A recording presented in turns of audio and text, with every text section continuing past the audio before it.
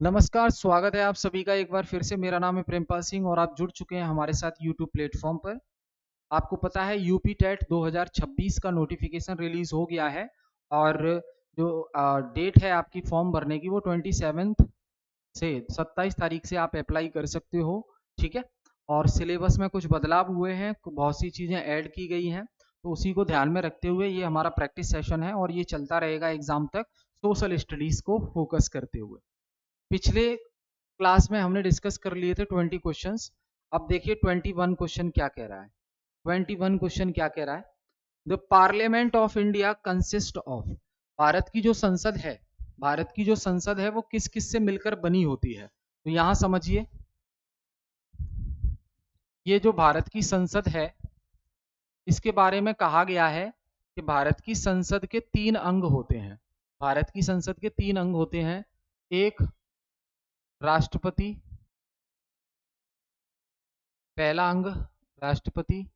दूसरा, लोकसभा।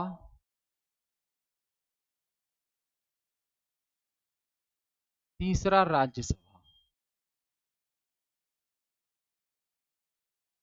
इन तीनों से मिलकर ही भारत की संसद बनी होती है। अब ऐसा कौन बोल रहा है? तो ऐसा मैं नहीं बोल रहा हूं, ऐसा बोल रहा है आर्टिकल 79। भारतीय संविधान का आर्टिकल 79 बोलता है कि जो पार्लियामेंट, वो सॉरी, संसद है, वो 3 चीजों से मिलकर बनी होगी। क्या कि तीनों का क्या इंपोर्टेंस है इसमें? तो देखो, कोई भी विधेयक आता है, बिल आता है पास होने के लिए, तो वो राज्यसभा में पास हो जाएगा, लोकसभा में पास हो जाएगा, फिर तीसरे नंबर स्टेज पर उसे राष्ट्रपति के पास भेजा जाएगा और राष्ट्रपति उस पर अपने हस्ताक्षर कर देंगे, साइन कर देंगे। ठीक है।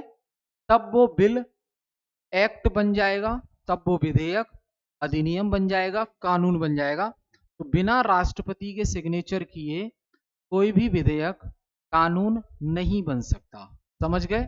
चलो आगे बात करेंगे हम। तो आंसर क्या होगा इसका? ए है। 22वां कह रहा है the lower house of parliament is, parliament का लोअर हाउस किसे कहते हैं हम? पार्लियामेंट का लोअर हाउस किसे कहते हैं हम? तो देखो भाई,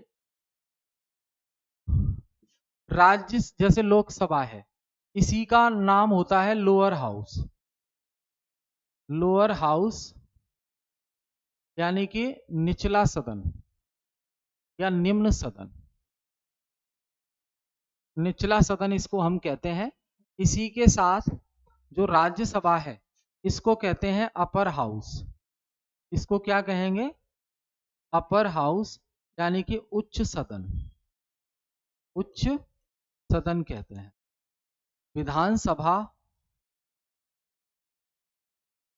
इसको राज्य का निचला सदन कहते हैं और विधान परिषद को राज्य का उच्च सदन कहते हैं। ठीक है भाई। तो ध्यान रखना, केंद्र में जो काम लोकसभा का होता है वही काम राज्य में विधानसभा का, और अपर हाउस यानी राज्यसभा के बराबर होती है विधान परिषद राज्य के। तो हमसे लोअर हाउस पूछा है क्वेश्चन में, तो ये हो जाएगा केंद्र का, पार्लियामेंट का लोअर हाउस लोकसभा। आगे देखिए, द सुप्रीम कोर्ट और the Supreme Court, the Supreme Court is the highest court in, जो सुप्रीम कोर्ट है वो सब सर्वोच्च कोर्ट माना जाता है कहां पर? इंडिया का स्टेट लेवल का, डिस्ट्रिक्ट लेवल का, विलेज लेवल का। तो भारत का सर्वोच्च यानी कि सब में उच्च सर्वोच्च न्यायालय कौन है? Supreme court. बाकी की जितनी अदालतें हैं भारत में वो सब इसके अधीन है। हाई कोर्ट, डिस्ट्रिक्ट कोर्ट, तहसील कोर्ट, सब इसके अधीन आएंगी सुप्रीम कोर्ट के। ठीक है। तो ये याद रखेंगे आप। ये जो सुप्रीम कोर्ट है, ये सुप्रीम कोर्ट, ये इसमें टोटल 34 जज हैं अभी। कितने जज हैं? 34 जजेस हैं। इसमें से एक होता है चीफ जस्टिस ऑफ इंडिया और बाकी के होते हैं अन्य जज। अभी वर्तमान में सीजीआई कौन है? तो जस्टिस सूर्यकांत। कौन है? जस्टिस सूर्यकांत। ये भारत के अभी मुख्य न्यायाधीश है, याद रखेंगे आप। क्लियर है? आगे देखिए 24th।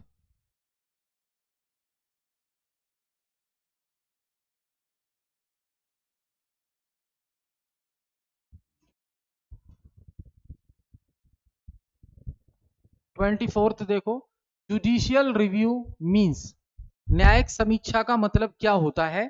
तो जुडिशियल रिव्यू का मतलब है क्या? कानून बनाने को ही जुडिशियल रिव्यू कहते हैं? गलत। कानून को लागू करने को कहते हैं? गलत। संविधान में बदलाव करने को कहते हैं? नहीं। Power of courts to examine laws, जो कानून बनाया गया है सरकार के द्वारा, उसको उसकी द्वारा से समीक्षा करना, एग्जामिन करना उस कानून को, ये कोर्ट की पावर होती है। तो कोर्ट की जो पावर है कानून को रिव्यू करने की, उसे ही कहते हैं जुडिशियल रिव्यू। ठीक है, तो आंसर हो जाएगा ए। अब 25वां है, the judicially in India is, Bharat में न्यायपालिका कैसी है? भारत में जो न्यायपालिका है वो कैसी है? तो भारत में न्यायपालिका स्वतंत्र है। भारत में न्यायपालिका कैसी है? स्वतंत्र है। डिपेंड भी नहीं है, पार्ट भी नहीं है, कंट्रोल नहीं करता स्टेट, स्वतंत्र है। अब ये जो स्वतंत्र न्यायपालिका है, भारत में जो इंडिपेंडेंट जुडिशियल सिस्टम फॉलो होता है, ये हमने कहां से लिया है? यूएसए से लिया है, अमेरिका से लिया है स्वतंत्र न्यायपालिका। अब बात आती है सर किससे स्वतंत्र है? तो स्वतंत्र है न्यायपालिका किससे? विधायिका से, यानी कि पार्लियामेंट से स्वतंत्र है। इसके अलावा कार्यपालिका से स्वतंत्र है, यानी कि नरेंद्र मोदी से स्वतंत्र है, प्रधानमंत्री से स्वतंत्र। इन दोनों से न्यायपालिका स्वतंत्र है, मतलब न्यायपालिका के काम में ये दोनों कोई हस्तक्षेप नहीं करेंगे। यही स्वतंत्रता है न्यायपालिका। समझ गए?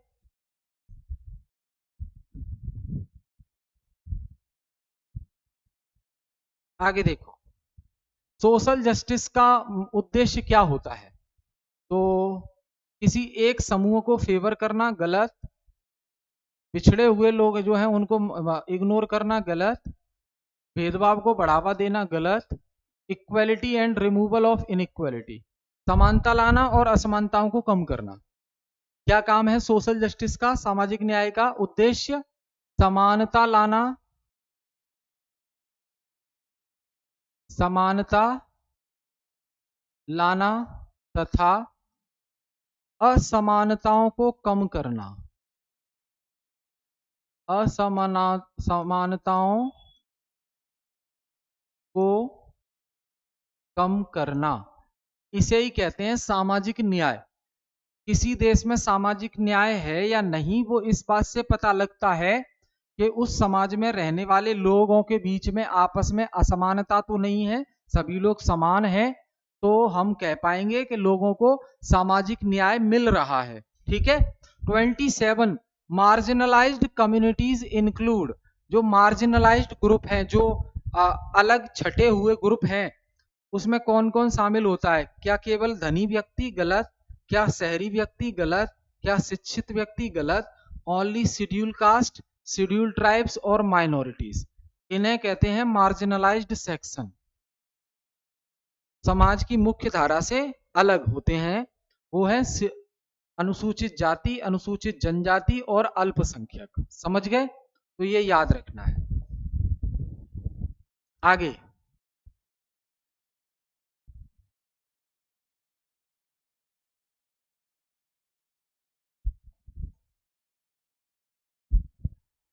The constitution provides for reservation to, संविधान किसके लिए आरक्षण प्रदान करता है? तो संविधान किसके लिए आरक्षण प्रदान करता है? क्या क्रिमिनल्स को आरक्षण देता है? गलत। विदेशियों को आरक्षण देता है? गलत। जनरल कैटेगरी को सिर्फ आरक्षण देता है? गलत। तो किसको देता है? शेड्यूल कास्ट और शेड्यूल ट्राइब को, SC ST को आरक्षण दिया जाता है। पिछड़े हुए लोग हैं, इसलिए आगे बढ़ने के लिए उस समय पर वो सुविधाएं नहीं मिल पाई, तो सब बराबर आ पाए, इसके लिए ये प्रावधान है संविधान में।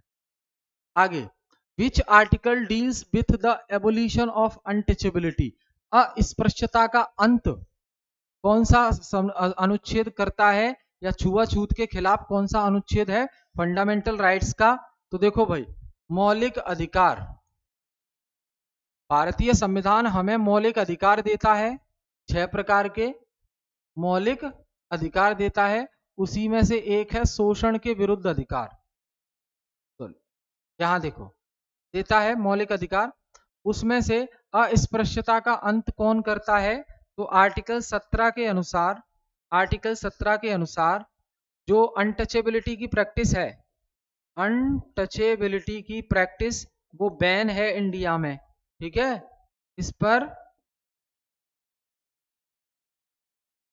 इसको बैन किया गया है, रोक लगाई गई है इस पे। ऐसी कोई प्रैक्टिस करता हुआ पाया जाता है तो उसके खिलाफ शिकायत हो जाएगी दोस्त, ठीक है, ध्यान रखेंगे। आगे,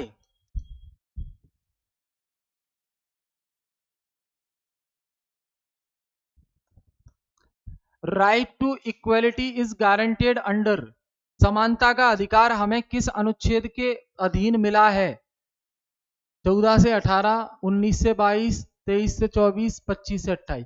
तो जो 6 फंडामेंटल राइट्स हैं, 7 थे शुरुआत में, लेकिन प्रॉपर्टी, राइट टू प्रॉपर्टी को हटा दिया है, अब 6 बचे हैं। तो 6 में जो समानता का अधिकार है पहला, वो उससे संबंधित आर्टिकल कौन से हैं? तो समानता के अधिकार से संबंधित आर्टिकल है 14 से लेके 18 तक। ये हो गए आपके समानता का अधिकार 14 से लेकर 18, समानता का अधिकार हो गया। उसके बाद आर्टिकल 19 से 22, ये स्वतंत्रता का अधिकार, स्वतंत्रता का अधिकार। 23-24 शोषण के विरुद्ध अधिकार।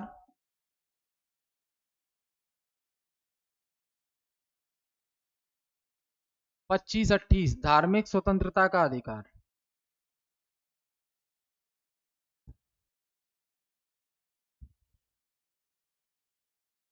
ठीक है, याद रखेंगे। चलो अगला देखिए, विच इंस्टीट्यूशन प्रोटेक्ट्स फंडामेंटल राइट्स, निम्नलिखित में से वो कौन सी संस्था है जो मौलिक अधिकारों की रक्षा करती है?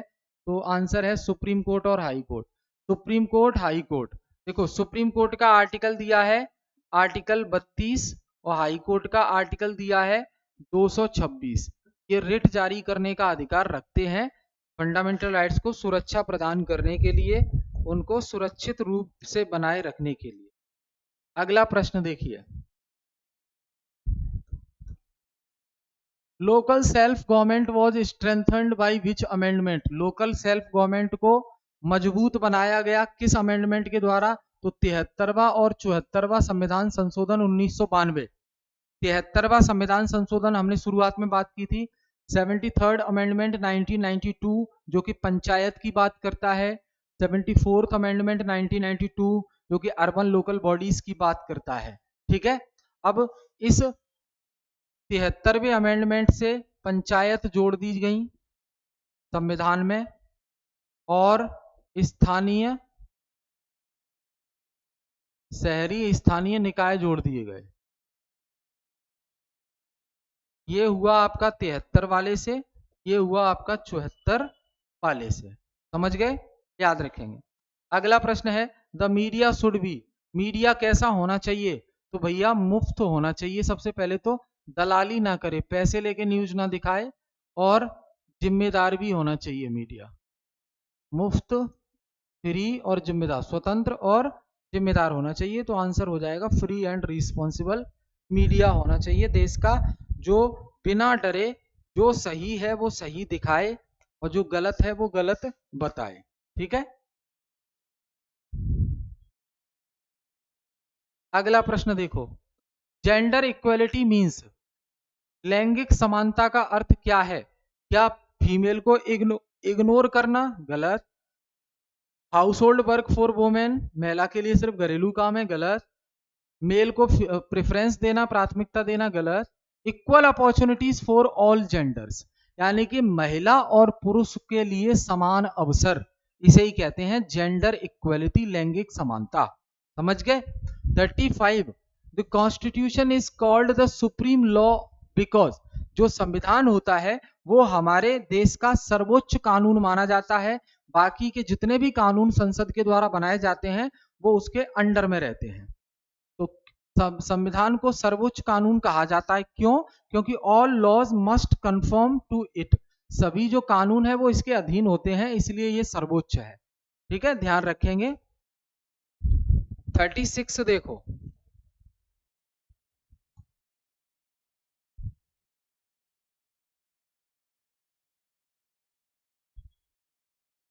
इन parliamentary system the president is, संसदीय प्रणाली में राष्ट्रपति क्या होता है, क्या पावर होती है उसके पास?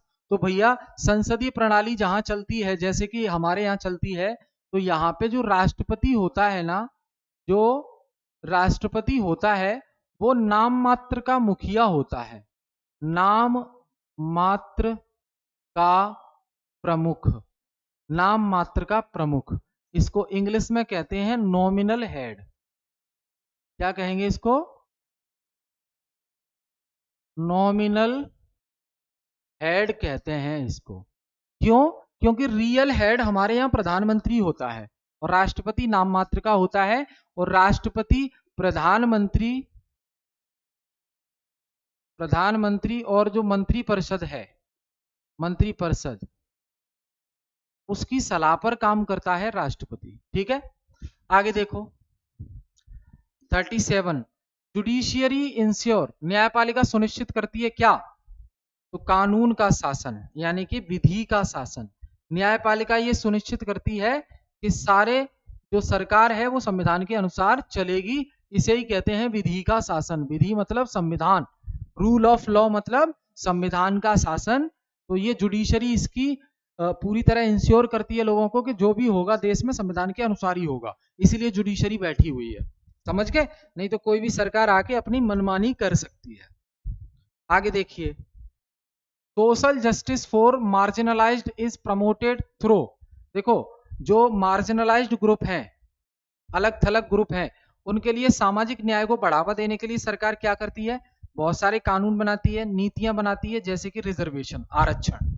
आरक्षण एक नीति पॉलिसी है जो उनको बराबर लाने के लिए प्रयोग की जाती है। समझ गए? चलो आगे देखो,